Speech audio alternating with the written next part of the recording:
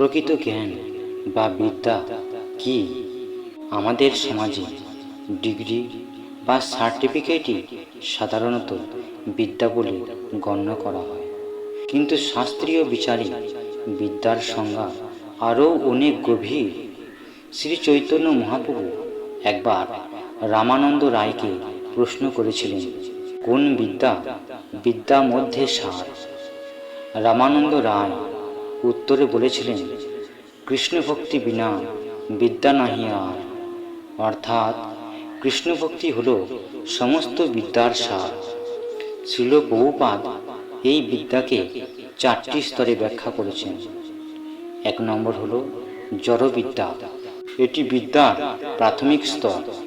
এই জগতে বেঁচে থাকার জন্য আমাদের যা কিছু শিখতে হয়, আহার, নিদ্রা, পেশা বা জাগতিক বিজ্ঞান সবই জড়বিদ্যার অন্তর্গত। এটি শরীরের প্রয়োজন মেটায় ঠিকই, কিন্তু আত্মাকে শান্তি দিতে পারে না। শাস্ত্র মতে এই বিদ্যা অনেক সময় মানুষকে অবিদ্যায় বা মোহের জালে আবদ্ধ করে ফেলে। আর 2 নম্বর হলো ব্রহ্মবিদ্যা।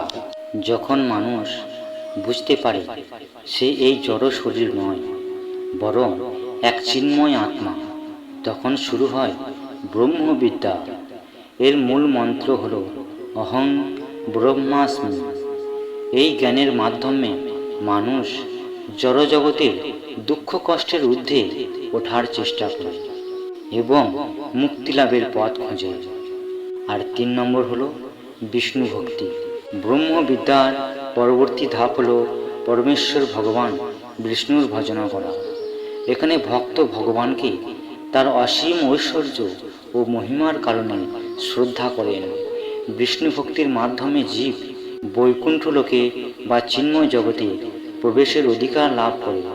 এটি মুক্তির চেয়েও উচ্চতর স্তর। আর 4 নম্বর হল কৃষ্ণ ভক্তি বা উত্তম ভক্তি। এটি হল বিদ্যার সর্বোচ্চ শিখর।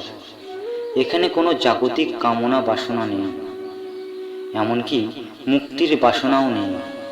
এখানে ভক্ত কেবল শ্রীকৃষ্ণের আনন্দের জন্য তার সেবা করেন। শাস্ত্রে একে বলা হয়েছে সব রকম জাগতিক ইচ্ছা এবং জ্ঞান কর্মের আবিলতা মুক্ত হয়ে কেবল অনুকূলভাবে শ্রীকৃষ্ণের সেবা করাই হল প্রকৃত বিদ্যা। এবার প্রশ্ন আসে, এই শিক্ষা আমাদের জীবনে কেন প্রয়োজন? প্রথমত হচ্ছে দৃষ্টিভঙ্গি বদলানো। আমরা কেবল চাকরি পাওয়ার জন্য পড়াশোনা করি, কিন্তু কৃষ্ণ ভক্তি আমাদের শেখায় জীবনের প্রকৃত উদ্দেশ্য কী। আর হলো মানসিক শান্তি। জড়বিদ্যা আমাদের অহংকার দেয়, আর কৃষ্ণ ভক্তি আমাদের বিনয়ী করে এবং অন্তরে পরম শান্তি এনে দেয়। আর অন্যতম আরেকটি কারণ হলো পূর্ণতা লাভ। আপনি যত বড় শিক্ষিত হন না কেন, যদি আপনার হৃদয়ে ভগবানের প্রতি টান না থাকে, তবে আপনার শিক্ষা অপূর্ণ।